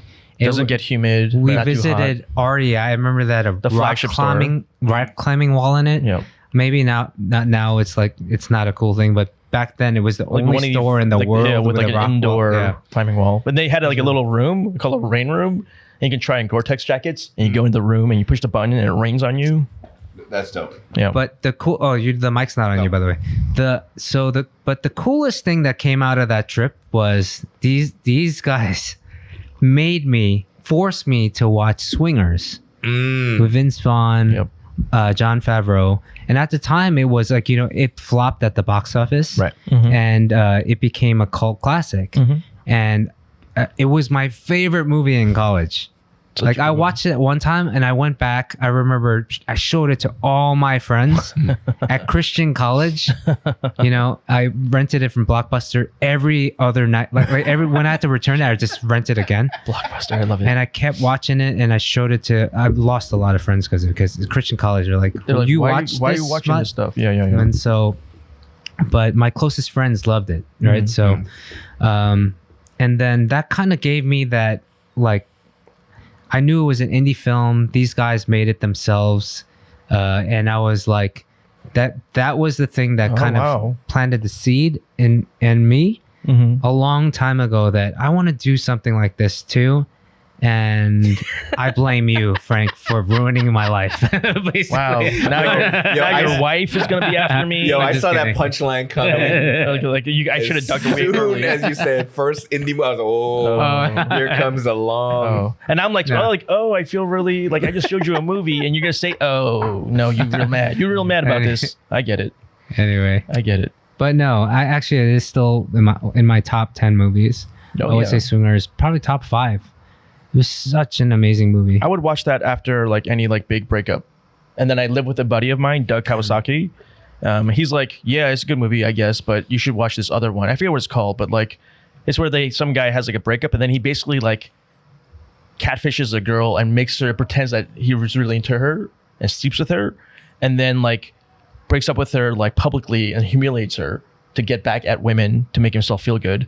And I remember looking at my buddy Doug, and I was like, why the hell did you show me this? That doesn't make me feel better. And he's like, it's okay, Frank. Like, it feels really bad the first time you see it, but if you watch it again, you're gonna feel good about this. I was like, damn, you're a dark man here. Wait, was that? It's not Made, right? The other one with Favreau and No, it doesn't have Favreau in it. It has what's his name from? Oh my god, this is so bad now. Was it Kicking and Scream? No, not Kicking. No. I know Kicking and Scream. Some Men? No, is that right? I don't know. If you know the movie, please comment so you know Frank can get his memory back. No, I don't ever want to watch that movie again. Okay, then I'm don't curious. comment. I kind of want to watch it. If I think about it, I'll let you know. Danny's a glutton for punishment, as they say. Right? I'm a glutton. He's like, and stop right there. You know how to say for what? I want to do an episode just on movies, like on cult classics, maybe, like Kicking and Screaming and. Like Kicking and Screaming. You mean the Will Ferrell movie? No, not that one. But yeah, that is another Kicking and Screaming. There's one by Noah Baumbach. That was basically his first like, but Really good movie. It's on Netflix. You should watch it. I mean, it's a cult classic. For me, it's like just the movies that I don't even want to call them cult classics, but the movies that I grew up with, whether they were playing on TV like multiple times, right? Or just random thoughts. Like for example, like my mom's favorite movie is a movie called Blue Streak. Blue Streak. From Martin Lawrence. Yeah. Luke Wilson. Dave Chappelle's in it too. Yes. Yeah. Yes. And I was like, why? It's like, Jamie-chan, it was like the last movie she saw in a movie theater. Yeah. Actually, K-Town Cowboys was the last movie she saw in a movie theater. Nice. But before that was that. And she's like, oh, that's her favorite movie. I was like, that's fucking obscure. You know what I mean? So that'll never, leave my mind. But the shit that like I grew up with was like, in school, it was movies like The Sandlot. The Sandlot. For me, it was Goonies. Rookie of the Year. I remember we watched a lot. Yeah. Yep. And Danny's a little bit younger than me. Us. Yeah. Okay. I was gonna say us. And so like those types of movies, obviously like Bloodsport and Best of the Best and those types of they played it on TV a lot. Yeah. Showdown in Little Tokyo. Yeah, I mean those were Michael 80s Douglas, right? 80s classics, right? It was Little Tokyo. It was Brandon Lee and Dolph Lundgren. Dolph Lundgren. Yeah. With Tia Carrera naked. Wait, which one was this is the second week that you guys talked about what Tia was Carrera. the one with not Michael Douglas, with Kurt Russell? Big Trouble in Little China? A Big Trouble in Little China? Big Trouble in Little China. I was going to say like Escape from LA and Escape from New York. Yeah. Right. Did you know that he was a semi-pro baseball player? Kurt Russell? Cool. Yes. Oh, back in what, like the 60s? In 70s? 60s. How old do you think he is? Like your age. I don't know. And I was born in the 70s. Kurt, there's a documentary on Netflix called I think it's called like The Bastards of Baseball or whatever. Yeah. So he's in it. Where oh, really? It's his father's team. The story basically is about all other like semi-pro baseball teams were kind of subsidiaries of the major league teams. Yeah. But the team that Kurt Russell's father owned was independent. And so it was them playing all like whatever the New York Yankees farm team is or whatever the Dodgers farm team is. Is it actually Kurt Russell commentating? Is it him? He's there. He also was a player on that team where they were for a hot second one of the hottest things in baseball because of the story of a bunch of nobodies and random people. Run, no like backing of a major league team. And so they were beating everybody, right? And so like teams like, yo, I mean, we don't want to take this seriously because it's our farm system and we're here just to train our hurt players or see if our rookies are going to do well. Yeah. But they're getting their asses kicked by a bunch of these fucking beer drinking assholes. Man, that's a movie. That's where they're like, yo, Mariano Rivera, we're going to put you down actually. We're sending you to the minors. Pretend like you're hurt and you need a rehab. So they were sending ringers down during the championships. That's crazy. To beat these guys. You know what I mean? That sounds like a movie. They should like or a Simpsons episode. Yeah. Or a Simpsons episode, yeah. So yeah, I mean like but the story, there was like a Japanese like fucking like a fat dude, like, and I was like, oh, who's this dude, right? And word? Yeah, and this was like in the Asian 70s, right? And so to me it was like a very, very interesting documentary. What was the name of it again? I think it was called The Bastards of Baseball or something like that. Okay. Man. Okay. That sounds like they should make a movie out of it. Like they could cast the Asian person in it too. That could be the fat Japanese guy. Okay. It's either me or Aaron Takahashi. He is Japanese, so he has an edge on you. He's the dude that's like kind of like chubby, pudgy looking. He's in almost every commercial. Oh, okay. Asian dude. We had the same agent, commercial agent. And it was funny because if it was a role for like a chubby looking Asian dude, we all like, let's say we're all sitting down to get ready to go on the audition, and then like Aaron walks in, and then you see people go, shit, I didn't get the job. Right? But then for me and Aaron, I know him, and Aaron's such a nice guy. You know what I mean? Like, and we had the same, agent. So he's like, hey, what's up? You know, and then it's like me in my mind, it's like, I'm gonna fucking get booked this motherfucker. Yeah. I'm gonna book this. It's like the Highlander, but for like there can only Asian be one dudes. right Right. It's like we're friends, but I got to be the one. Yeah. I actually owe Danny props for my first and only agent that I ever got was because of Danny. Right. So we did K-Town Cowboys, the web series. And then I got signed, got an agent out of it. Nice. I didn't really talk about it much. I felt really bad because I remember Pedro was still looking for an agent. You know, and he's the serious actor. It. Yeah. And I was just like, I just heard, you can make money off doing one commercial a year. So I was like, I just want to make one commercial a year. He landed that great commercial back in the day, the insurance one, Liberty Mutual. Oh yeah, I saw him so many times on TV. That by the way, that made him a lot of money. But that story is fucking hilarious. Wow. That is funny. Yeah, it's a funny ass story. Maybe another time. Well, I don't. Peter's not going to be. Yeah, Peter's not going to be on it. But basically, he had to get flown to LA, right, from New York. Such a good story. Yeah. SAG rules: if you fly across the country, you have to go first class. Okay. Yeah. So this is the first time on Peter's on a plane, and he's at first class. First class. So, wow. So he gets in, and he's all New Yorked out, a coat and fucking Timbs and shit. They put him in a nice hotel. Right. Yep. Everything. Okay. They got his car. Yeah. And so at first class, he's like, Mr. Kim, may I take your jacket? He's like, oh, you know my name. But he's like, oh, you know my name. You gotta hear him tell the story. It's so That's funny. such a fucking funny story. And then he was MySpacing women go, yo, I'm gonna be in the whatever Beverly Hills hotel, baby. Yeah. No, and he even from there he had some freaking crazy stories. He hooked up with this one person. We have to get him on Zoom. God damn, that's it's a funny such a story. Wow. But at the end, this is the funniest part. He comes home. Yeah. He's back in the Bronx or whatever. He's just like, I made it. I made it for us all. I made it for us all. We're up the Bronx, yeah. And then next BX represent Buka. Wow. And then eventually he moved to LA. Yeah. Yep. And then but you know he what? was looking for an agent, all this stuff, and then we do K-Town Cowboys a couple of years like a year into him moving there. And I got an agent out of it. Yeah. And I remember he was a little annoyed. I'm sure he was more than a little annoyed. But then I was trying to like just, get in good with them, maybe introduce them to Pedro. Yeah. I remember asking them about him. I said, hey, so what about this other guy from the movie? And they're like, oh, but we already have PK. And like, they're some PK and Pedro are two different characters. Something like that. Someone would look similar to him. Okay. And I don't know. I only went on a few auditions before. That was the year I moved to Korea. Oh, okay. So I actually went. I remember when my first audition, I saw Randall Park there. And he's like, well, Bobby, what are you doing here? He's like, shouldn't you be singing? Like, what the hell are you doing? Busking on the street? Yeah. So I was like, no, man, like, this K-Town was, I got an agent, like, dude, I need some advice. And he's like, Bobby, just go in there.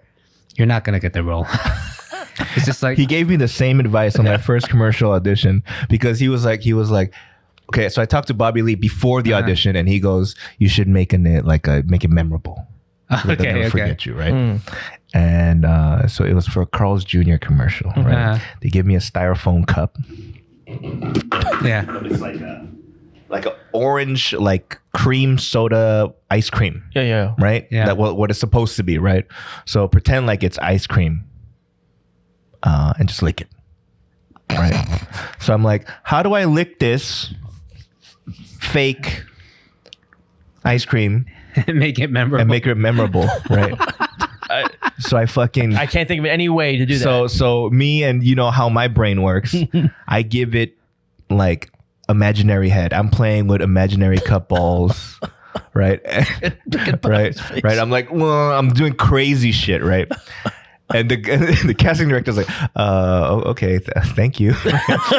right. So I get back in my car. It's my first audition, and I'm thinking to myself, I quit a consulting job to fucking give imaginary cup head? What the fuck, right? I want to know. I'm dying here. If you read a book, this has to be like the preface. I want to know if Bobby Lee was like if he was serious or he was fucking with you. Well, because obviously it did not work. He didn't know, you didn't get the job. I don't think Bobby knew Danny, that he would do that. You didn't get the job. No, clearly, I didn't get the job, but I don't think he said, "Hey, Danny, go give it. Go give imaginary fucking Cuphead." He just said, "Make it memorable so that they don't forget you." To be fair, that's very different. Yeah, so there's a lot of space to play with right there. And so I went, "All right, he's never gonna fucking forget me." Right? Yo, let me finish. Let me finish my story though with Randall Park. Right? He told me he was like, Bobby, just you're not gonna get it. I'm sorry, but you're not gonna get the role.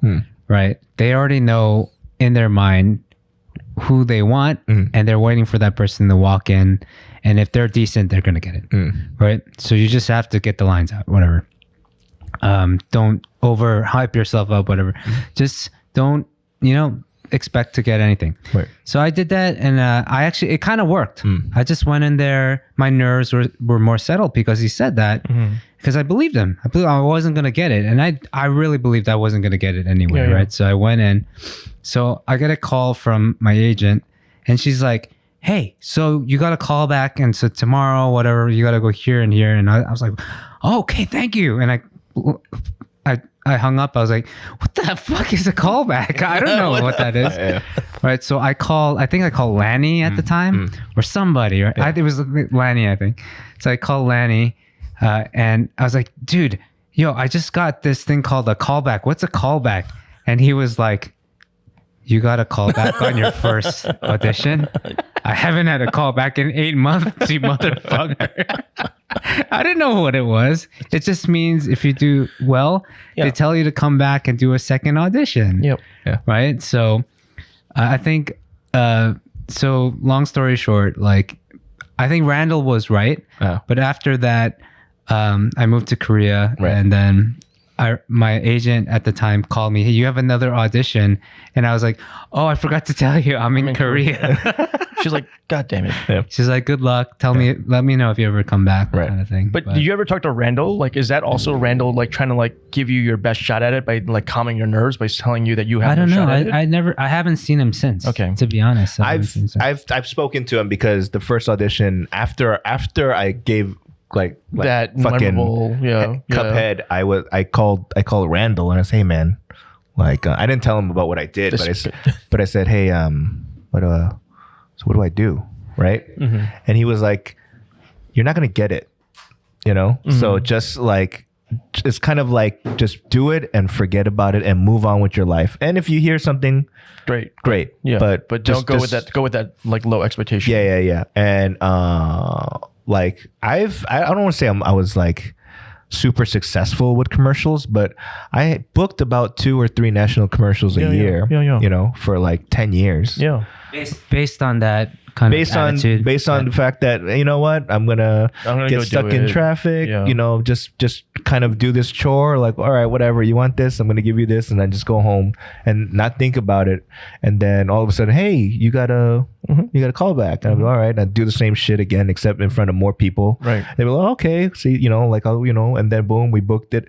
And so yeah, I booked like a few a year, right. And it does pay the bills. It did pay the bills. Like I survived being a completely nobody stand-up comedian because of the commercials that paid all the bills. And then Kim Jong-un died and you were useless. Yeah, seriously.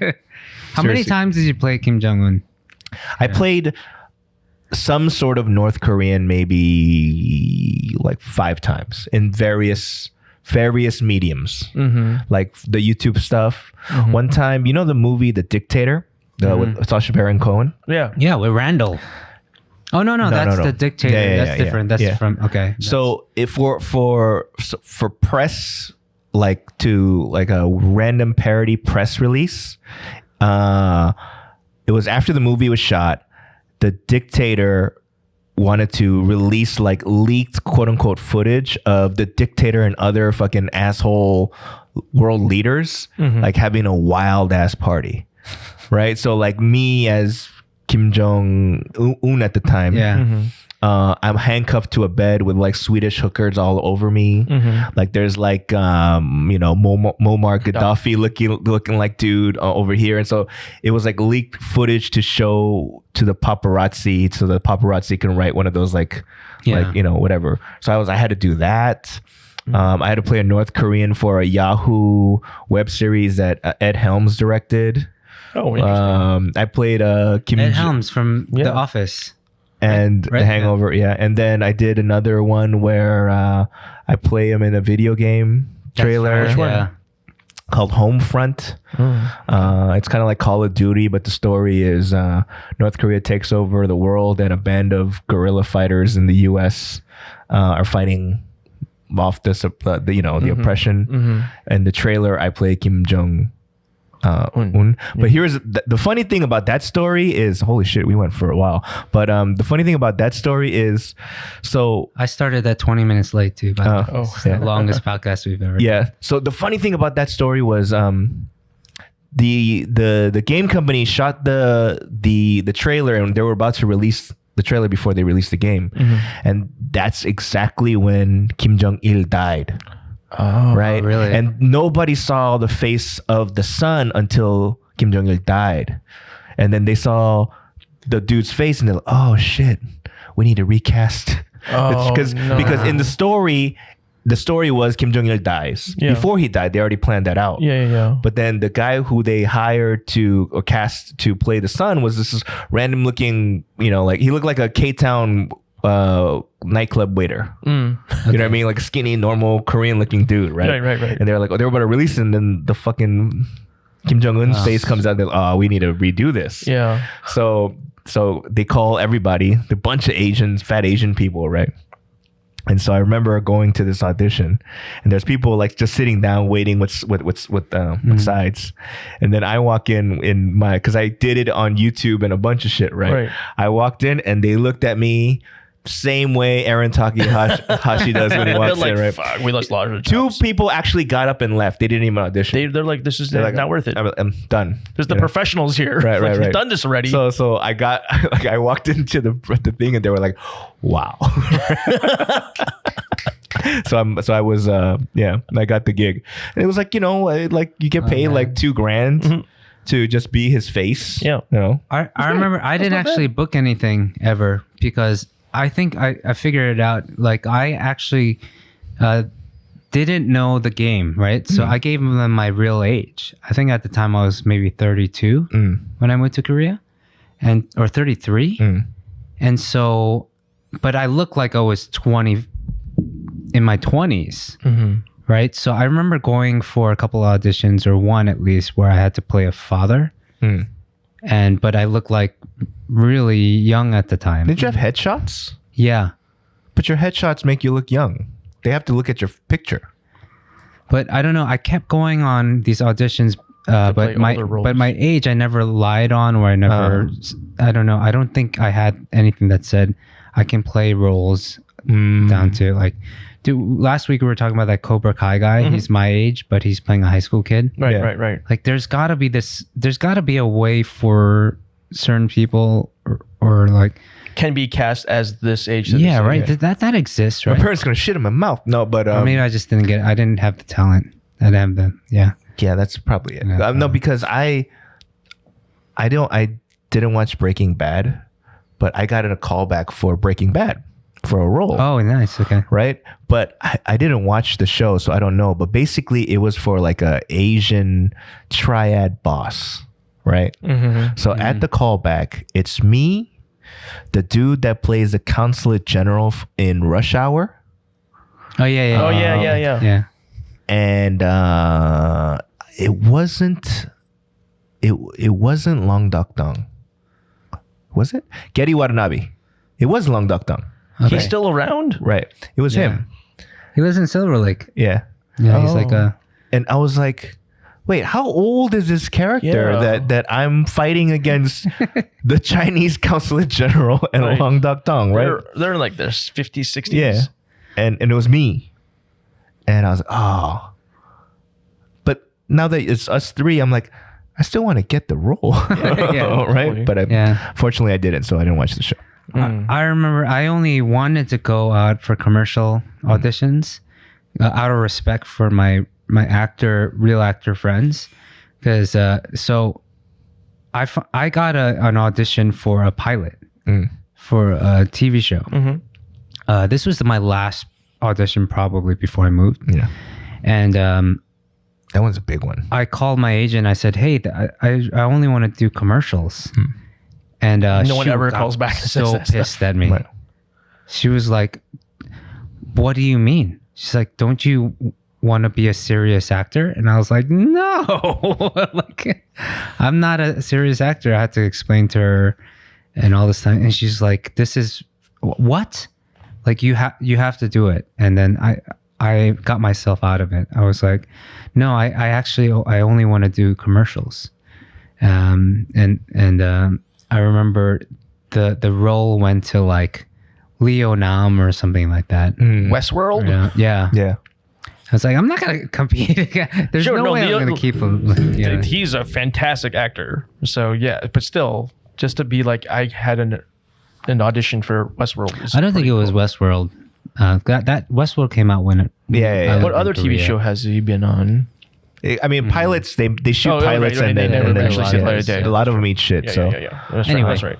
We are going on 2 hours now. Actually, Yeah. My bad. an hour 40. No, not blame bad. me. Actually, Danny and I, we've always wanted to be like a Joe Rogan 3-hour thing.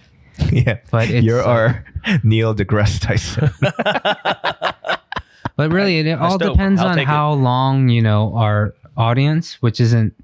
We figure we don't have that many listeners, Right. and so they're not really wanting to hear us. Actually, for 3 hours. I actually always appreciate it when your episodes were longer, Oh, really? because I would listen to it kind of like as I'm doing stuff, and so like if it went too fast, I was like, oh well, now I have to find another podcast or YouTube or something to watch. Well, let us know. Those of you listening, like if you want us to go longer, we can. Like who's We gave 3 assignments today. I know, right? Leave comments So for this. your and action this. items are Yeah.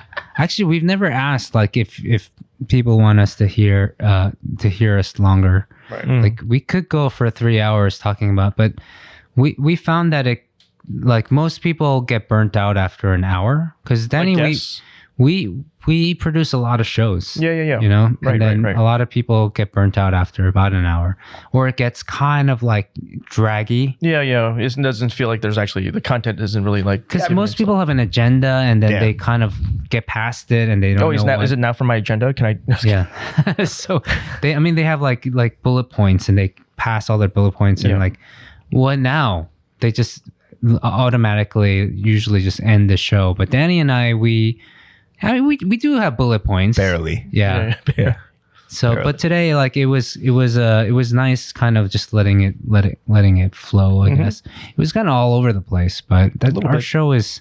But no, I feel like, to your credit, you all were like, hey, these are some of the bullets that we want to talk about. And we did those things. So I don't think that's me. I'm deaf in one ear, so I never put my phone on actual ring. Is that you? It's not me. What? Then it is you. Oh wow, What? Frank! It's did I- it's one of your dates, It's a 엉덩이 전화. or somebody left the phone in here. It's my mom. It's my Como. Oh, Yeah. Wow, man, I couldn't say 엉덩이 전화. Booty call. Yeah, it's definitely not. That's not. that that cacao ring. Igania. That cacao ring is something else, man. It's very like. All right, I think we should wrap up. Okay. No, it's like it's not your mom. It's God saying, "Wrap it up." Like you guys. Let's just wrap it up. Okay. Yeah. So Well, do you have anything you want to like tell our action items? Give them another action item. What do our listeners need to do? Like, do you have something to promote? Sure, I have something to promote. I have a podcast of my own. Boom. Back in the States, it's called We Belong Here podcast. If you look up We Belong Here Civic Commons, and I usually have 3 guests. It's around trying to create a better narrative in the Seattle region towards shared prosperity. It's like, how does business, nonprofits, government work better together? We were funded by Seattle Foundation and the Gates Foundation. And so I bring on guests from different sectors, and we talk about like issues, we tell stories, everyone gets to tell their own story, and then they also, like this, get to pitch their projects, and then we can ask the audience or each other to like see if we can help each other out. That's cool. Be honest.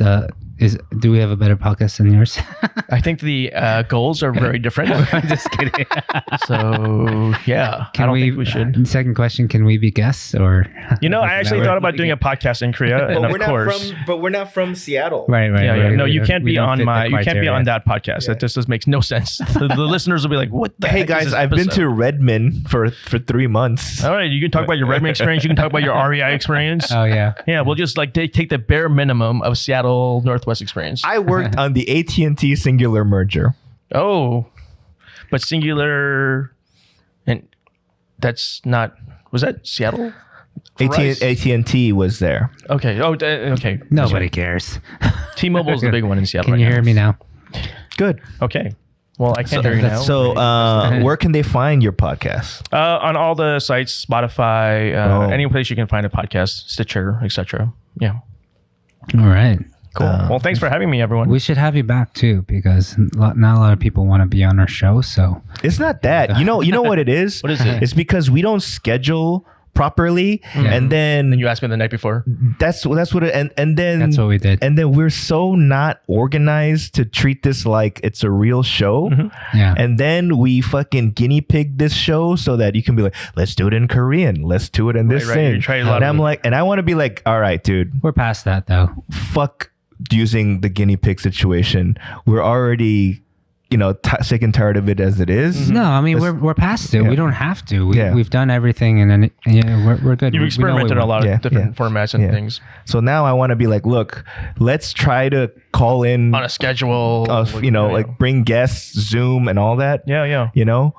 Instead of asking friends the day before. Yeah. You know what I mean? No. If I'm happy to do it since I have, especially during like 2.5, right? What else you can't really go out past 9. Yeah. So yeah, but I had a lot of fun. So would love to be on again, but I'm going to keep watching as always. Awesome. Yeah. Thanks, Frank. We'll have you on again.